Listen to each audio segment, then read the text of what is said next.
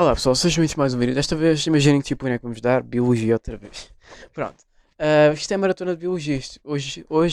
Supostamente hoje, isto já é o quinto dia, o quinto vídeo de Biologia hoje.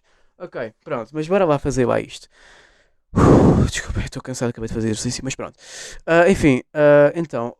Hoje nós vamos dar, hoje, pronto, já demos muita coisa, mas pronto, vamos dar a ingestão, digestão e absorção. Ok? Pronto, que esta por acaso esta é uma matéria que vem antes dos transportes transmembranares, mas eu quero dar agora, porque eu sinto que se eu desse isto antes dos transportes membranares, vocês não tinham muito contexto. Ok, portanto, agora que vocês, espero que vocês já tenham uma pequena noção dos transportes transmembranares, vamos dar lá isto, ok? Pronto. Então, para começar, eu acho que vocês sabem que todos os seres vivos precisam de obter materiais e energia do meio, não é? Obviamente todos nós precisamos de alimento para obter energia, certo? Muito bem. E portanto, já agora, para vocês, o que é a nutrição? Por vossas palavras, o que é a nutrição? Bom, a nutrição é o processo que permite a aquisição de energia e de compostos químicos que garantam a manutenção, reparação, crescimento e reprodução dos seres vivos. Ok, pessoal? Muito bem. Os seres heterotróficos, todos esses tipos de seres vivos, a nutrição implica o consumo de matéria orgânica produzida por outros seres. A gente sabe, eu já dei aqui duas vezes, esta é a terceira vez, que eu explico-vos o que é um ser heterotrófico. Portanto, é um ser ahm, que consome matéria orgânica de outros seres vivos, certo? Pronto. E a ingestão ocorre à entrada dos alimentos no organismo. Ok? Portanto, a ingestão corresponde à entrada dos alimentos no organismo. Portanto, a ingestão é a entrada do alimento no organismo. Portanto, é quando eu como uma maçã e eu estou a ingerir a maçã. Portanto, eu estou a colocar a maçã, que neste caso é o alimento, na minha boca. E depois haverá deglutição. Ok? Pronto. Isso é a ingestão. Por isso, a ingestão é a primeira fase do processamento dos alimentos em seres vivos heterotróficos, com nutrição por ingestão. Portanto, vamos primeiro dar como é que a alimentação funciona nos seres heterotróficos. Okay? Esta matéria é simples. Pronto. Depois a ingestão, depois a digestão, que é o segundo passo, implica a destruição de polímeros por hidrólise enzimática, ok? Porque basicamente o sistema digestivo serve para hidrolisar os alimentos. Portanto, deixar as moléculas dos alimentos, que são polímeros, em monómeros. Ok? Portanto, a digestão corresponde a um conjunto de processos físicos e químicos. Físicos, movimentos portanto, temos a movimentos peristálticos do estômago. E químicos, temos depois o suco gástrico, etc. Mas pronto, processos físicos e químicos transformam os alimentos em micromoléculas. Portanto, os alimentos são macromoléculas, mas depois o sistema digestivo transforma-os em micromoléculas. Portanto, temos a digestão mecânica, que favorece isto é matéria de nono ano. Digestão mecânica, que favorece a digestão química ao aumentar a superfície do alimento em contato com os agentes químicos, e a digestão química, através da ação enzimática, macromoléculas são transformadas em micromoléculas. Isto é o segundo passo, é a digestão. É a hidrólise. Portanto, a digestão é tipo a hidrólise, ok? Depois o terceiro passo é a absorção, não é? Que é quando corresponde à passagem de pequenas moléculas para o citoplasma das células. Ou seja, as micromoléculas resultantes da digestão podem então alcançar o citoplasma das células. E pronto, pessoal, como o nome desta matéria é ingestão, digestão e absorção, já acabamos a matéria. Já falei da ingestão, digestão e absorção. Estou a brincar. Ainda falta, ainda falta falar do quarto passo, que é a egestão. A egestão é a eliminação de material não digerido e resíduos do processo digestivo. Ok? Pronto, estava a brincar. Ainda mais. Então, como é que isto funciona? Ora bem, então, temos a digestão extracorporal. Pronto, temos uma coisa chamada digestão extracorporal. ahm, que vai sofrer absorção. Portanto, isto estamos a falar das bactérias e os fungos. Ok? Porque as bactérias e os fungos são seres heterotróficos. Ok?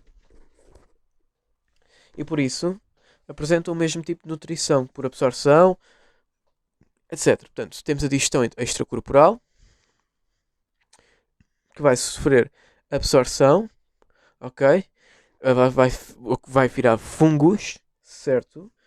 E que depois esses fungos, ah, portanto, ficarão de enzimas digestivas, ou seja, hidrolases, tal e qual como bactérias, porque isto pode ser, para cada digestão extracorporal pode ir dois lados, por absorção em fungos ou por absorção em bactérias. E, e os dois podem virar enzimas digestivas, o que fará restos de seres vivos, ou seja, folhas, etc. Ok? Um bocadinho difícil de perceber, mas acho que é isso. Portanto, microconsumidores possuem nutrição por absorção. Ok? Portanto, o que é que, por exemplo, então, o que é que, vou resumir esta parte, o que é que o cogumelo faz? O cogumelo sendo um fungo. Portanto, ele liberta enzimas para o meio. E isso é digestão extracorporal. Portanto, a digestão extracorporal é uma digestão que não é feita no corpo, é no exterior do corpo. É a mesma coisa que eu estar a comer uma maçã fora do meu corpo. Tipo, sei lá, a minha mão ingerir a maçã, não sei. Pronto, a digestão extracorporal. De modo a que os alimentos se transformem em partículas mais pequenas que possam ser absorvidas pelo, neste caso, portanto, sendo a absorção, neste caso pelo cogumelo. Ok?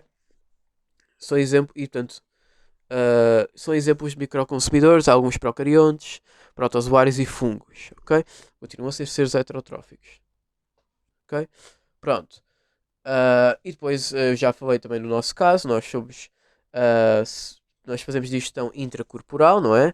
Portanto, obviamente que fazemos a digestão dentro do nosso corpo. Já falei dos quatro passos, no caso ingestão, digestão, absorção e egestão, não é? E nós somos macroconsumidores, ok? Inclui alguns unicelulares, eucariontes e todos os animais. Portanto, todos os animais são macroconsumidores, ok? Pronto. Portanto, resumindo esta parte, portanto, acerca dos seres heterotróficos, a sua nutrição implica o consumo de matéria orgânica produzida por outros. Temos os microconsumidores que têm a digestão extracorporal e absorção, e macroconsumidores com nutrição por ingestão e digestão intracorporal. Depois tem o processo, ingestão, digestão, absorção e a gestão. Ok? Pronto, isto é ingestão, digestão e absorção. Agora, vamos falar da evolução em sistemas digestivos, de evolução de sistemas digestivos em animais. Portanto, ao longo do tempo, desde o aparecimento dos primeiros animais, há mais de 550 milhões de anos atrás, os sistemas digestivos foram ganhando complexidade e aumentando o seu grau de especialização e eficiência. Obviamente que o humano, ao evoluir, ao evoluindo, portanto o ser humano ao evoluir ao longo da história, também foi evoluir, fez a sua parte dentro, né? No sistema digestivo, circulatório, etc. Pronto. Pronto. E agora, vamos falar aqui de aqui alguns tipos de exemplos de seres vivos e como é que funciona o seu sistema digestivo, ok? Pronto. Então, vamos falar aqui da morfologia do sistema digestivo. Primeiro nas esponjas, ok? Que basicamente as esponjas têm. As esponjas são sim, pessoal. As esponjas são animais. Vamos falar das esponjas do mar, não é o SpongeBob. Mas sim, as esponjas são animais muito simples cuja digestão ocorre dentro das células, ok? Portanto, obviamente que é uma digestão intracelular. Pronto, vocês não precisam saber como é que isto funciona, mas é só para vocês saberem que a esponja tem um ósculo, um átrio e poros, ok? Eu já mostro as imagens. Mas pronto. Mas depois temos... mas depois temos outros tipos de animais que são mais complexos, como as medusas ou a planária. Já vou falar da planária, que é muito interessante. Que possuem uma cavidade onde se inicia a digestão. Isso é a cavidade gastrovascular. Ok? Pois, mas primeiro falando das anémonas, têm tentáculos, boca e ânus. Já vou explicar isto. Cavidade gastrovascular. E depois a planária tem também a cavidade gastrovascular e tem boca e ânus. Agora, vocês repararam, eu vou-vos mostrar agora as imagens. Portanto, isto é a esponja, certo? Mas agora, se vocês forem reparar estes dois, vocês vão reparar que, olha, está aqui já agora os... Olha os olhinhos, so cute, help. Ok. Questões das planárias. Para já, um facto curioso das planárias. As planárias sabiam que têm um poder de regeneração. Ou seja, sabiam que se vocês cortarem uma planária ao meio, vocês vão ter duas planárias. Se vocês cortarem as duas planárias, ficam com 4 planárias. Se cortarem as 4 planárias, ficam com 8 planárias. É muito interessante. Elas duplicam-se e duplicam-se tipo bactérias. Okay? Então, estas coisinhas, se vocês cortarem isto ao meio, ficam com duas planárias. Okay? Pronto. Mas agora passando outra vez para a matéria, o que eu queria dizer é que vocês repararam que aqui está, neste caso, aqui está boca e anos. Boca e anos. O que é que isso significa? Ora, vocês, portanto, se vocês viram, é um bocado nojento, mas vocês repararam que a boca e o ânus estão na mesma localização. Ok? Isso é um bocado nojento. Mas há certos animais em que a boca e o ânus estão no mesmo lugar. Ok? E portanto, onde os alimentos entram é onde os alimentos saem depois do processo de digestão, absorção, etc. Não é? E portanto isso é um bocado nojento, mas portanto a esses animais que a boca e o ânus estão na mesma localização, ou seja, é um sítio onde serve para a entrada dos alimentos e a saída dos alimentos ao mesmo tempo, a isso chamamos um tubo digestivo incompleto. Portanto, correspondem aos seres vivos, como a gente já viu, tipo a anémona e a planária, que tem a cavidade gastrovascular e tem apenas uma abertura que funciona como boca e ânus. Ok? Pronto. No interior da cavidade, o alimento é parcialmente digerido por ação enzimática, ou seja, digestão extracelular. Posteriormente, as partículas de Mi digeridas completam o processo digestivo no interior das células do epitélio da cavidade digestiva, ou seja, digestão intracelular. Ok? Pronto. E depois nós, que temos boca e ânus em sítios separados, não é? Então, isso significa que o nosso tubo digestivo é completo. Portanto, tubo digestivo completo, boca e ânus no mesmo sítio. Tubo digestivo completo, boca e ânus em sítios diferentes. Ok? Pronto. Ora bem, agora nós vamos falar aqui de mais, porque a gente ainda não acabou a matéria. Ok? A gente agora vai falar, porque a gente ainda não falou tudo. Ok. Ainda falta tanto. Am I right, guys? Enfim. Então, agora a gente vai continuar esta parte da evolução dos sistemas digestivos em animais. Let's go. Portanto, mas não se preocupem porque a maioria dos animais tem um tubo digestivo completo. Ok? E por isso, nestes organismos, a digestão ocorre exclusivamente na cavidade digestiva. Ok? Pronto. O tubo digestivo completo possui uma estrutura básica relacionada com as diferentes etapas do processo digestivo. Temos a secção anterior, ou seja, é a zona onde ocorre a digestão. Desculpem. A zona onde ocorre a ingestão e se inicia a digestão. Depois temos a secção média, que é onde há acumulação e digestão química e mecânica dos alimentos. E depois temos a secção posterior, que é a porção onde ocorre a absorção dos nutrientes e a eliminação dos resíduos. Portanto, aqui temos, portanto, aqui temos supostamente a boca. Isto é a secção anterior. Isto, portanto, esse círculo gigante, se parece um ovo. Isto é a secção média. E depois isto é a secção posterior. Depois isto aqui é o ânus. Ok? Portanto, isto é a boca, onde entra, secção média, posterior, ânus. Ok? Pronto. Portanto, isto é o que vocês têm que saber. Ora, depois, a progressão dos alimentos é assegurada pelos movimentos peristálticos, ou seja, é a tal, como eu já falei, é a tal parte mecânica, né, da digestão. E depois existem, eu não sei se vocês sabem, mas na entrada e na saída do estômago temos esfíncteres. Para que é que servem os esfíncteres? Os esfíncteres permitem o controle do tempo de permanência dos alimentos em algumas secções do tubo digestivo. Ora bem, estamos a falar... Espera aí. Eu agora, esta matéria é necessário... Ui, espera aí que a esponja caiu.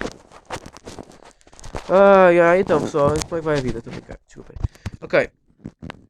Deixa-me só pôr aqui isto. Então, acerca desta parte, então, vocês veem aqui que temos aqui dois esfíncteres. Estes dois esfíncteres estão aqui, é para a entrada e a saída dos alimentos do estômago. E porquê é que servem os esfíncteres, como eu já acabei de dizer literalmente há 20 segundos atrás? Serve para controlar o tempo. Por exemplo, imaginem que um alimento está aqui preso e quer cair no estômago. Os esfíncteres servem para eles controlarem a entrada e a saída dos alimentos no estômago. Ou seja, imaginem que já está aqui um alimento aqui. Obviamente que o alimento que está aqui vai cair, não vai entrar enquanto está aqui já um alimento, então vai ter que esperar. E os esfíncteres têm essa solução. Se não tivéssemos esfíncteres, entravam vários alimentos ao mesmo tempo no estômago. E depois o nosso estômago tinha uma sobrecarga, explodia e depois provavelmente havia uma chance de depois começarmos a ter rasgas, o nosso estômago ficar todo estragado e depois termos. Depois pode provocar úlceras e. Enfim, hoje não quero falar de doenças. Ora bem, é por isso que os esfíncteres são muito importantes. Tipo, espera aí um bocadinho para entrares no estômago. Agora está a haver uma festa no estômago, espera aí um bocadinho. Queria tanto dar matéria do corpo humano. Pronto, em certas regiões do tubo podem existir células glandulares que produzem sucos digestivos. No caso, nos vertebrados, estes sucos também são produzidos em glândulas anexas. Vocês ainda se lembram quais são as glândulas anexas do nono ano? Estou feliz porque eu adoro o corpo humano. Glândulas anexas.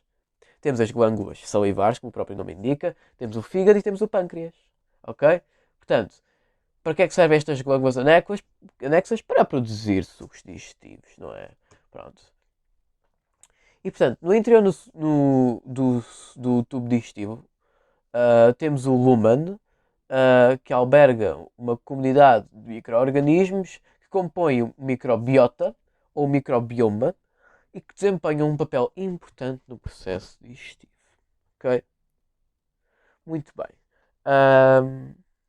Então, agora vamos falar das vantagens do tubo digestivo completo, ok? Portanto, eu botei a pouquinho e o antes em sítios diferentes. Ora, então, vantagens do tubo digestivo completo. Temos regiões especializadas e adaptadas a cada etapa do processo digestivo. Ingestão, digestão, absorção, ingestão, pronto. Temos uma maior eficácia e maior rapidez no processamento dos alimentos, não é? Nós ganhamos a planária. Portanto, temos maior rapidez, ok? Depois temos a possibilidade, possibilita a ingestão de uma maior quantidade de alimentos, pois enquanto são digeridos, outros estão a ser digeridos ou absorvidos, ou seja, o nosso corpo aguenta uma maior quantidade de alimentos a serem digeridos que, efetivamente, os seres vivos que são incompletos, não é? E depois temos uma maior disponibilidade de energia para várias atividades como nadar, correr ou voar. Depois os alimentos são mesmo bem espremidos, a energia é muito bem espremida para ser usada efetivamente para ser bem usada para correr e fazer coisas. Pronto, desculpa. Pronto. E quais são já agora as adaptações do tubo digestivo ao regime alimentar? A gente já vai falar disso, ok? Ok, pronto. Ok, vamos dar mesmo esta matéria toda, ok? Pronto. Ora bem, então, acerca dos invertebrados, pá, por exemplo, os gafanhotos têm portanto, os gafanhotos, portanto, normalmente vou falar dos órgãos que eles têm: boca, esófago, estômago, intestino, ânus e papo. O gafanhoto tem um papo.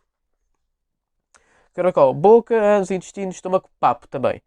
Depois a minhoca. Portanto, estamos a falar de gafanhoto como inseto, caracol como molusco e minhoca como anelídeo. Portanto, a minhoca tem boca, esófago, papo, moela, intestino e ânus. Ok, estão aqui para vocês terem uma noção. Pronto. Ok. E os vertebrados a gente já falou. Ok, pronto.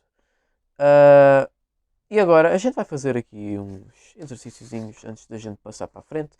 Página 77 para ver se vocês ainda se lembram das esponjas e planárias e whatever. Ora, vamos lá fazer esta porcaria. Mas só fazer a pergunta 1.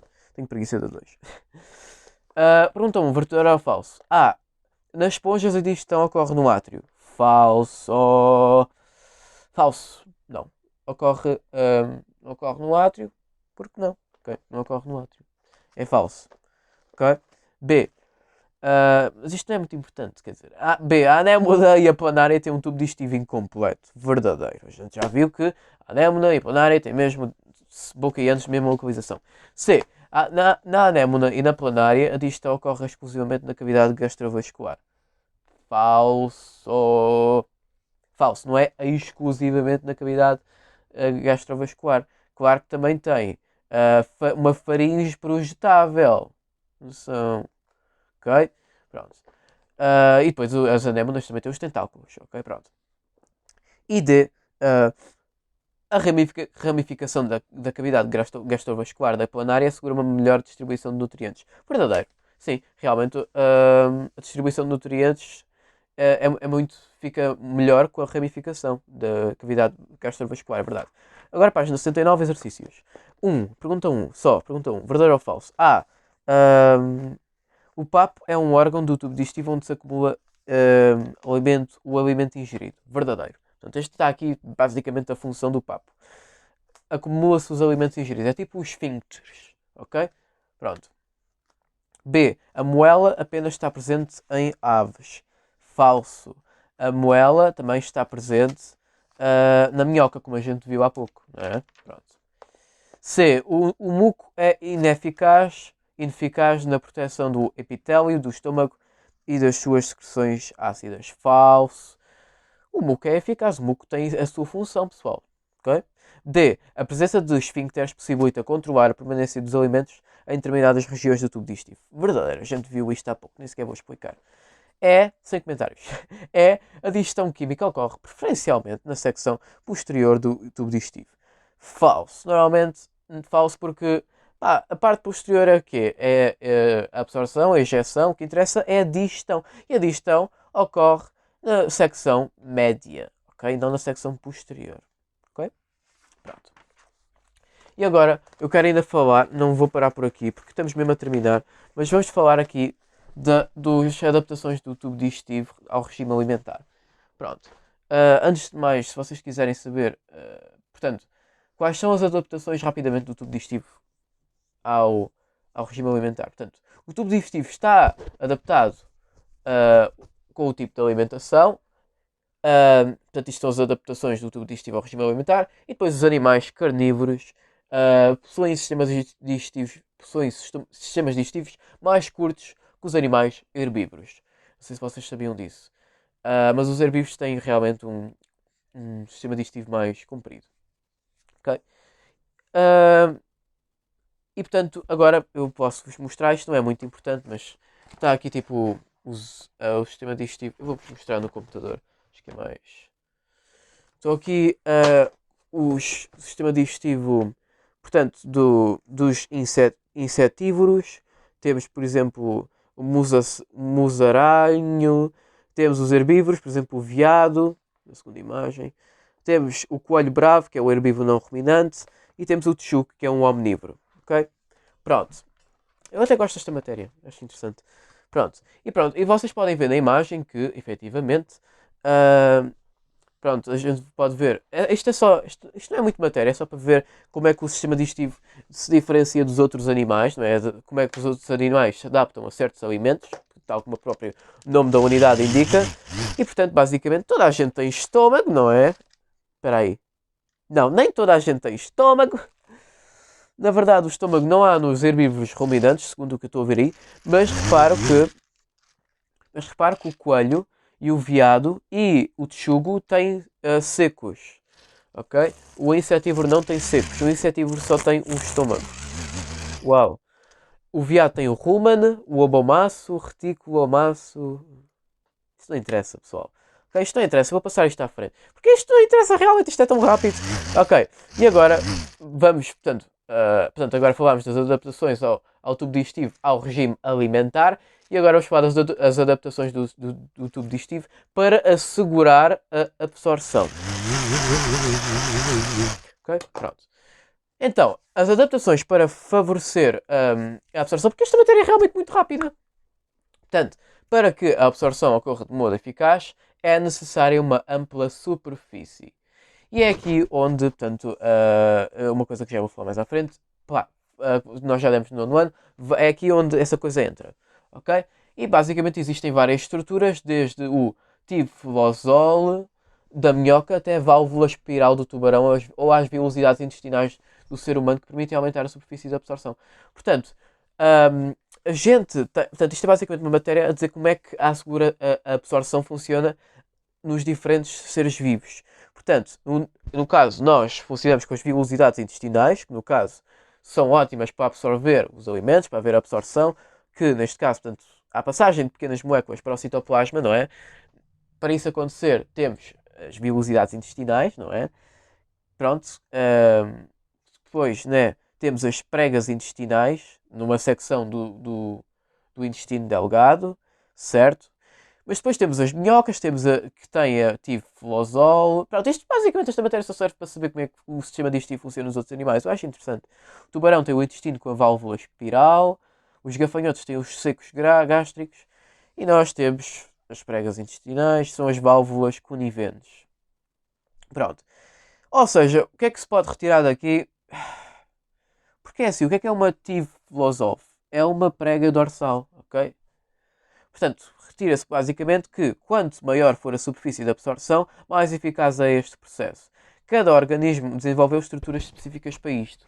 É o caso da tiflosol, na minhoca e nas vilosidades intestinais do ser humano. Isto é para dizer que a absorção é mais eficaz em certos seres vivos do que noutros seres vivos. E aqui estão as imagens de como funciona. Portanto, está aqui para o tubarão, está aqui a tiflosol para a minhoca, o seco para o gafanhoto e depois temos nós as nossas vilosidades intestinais.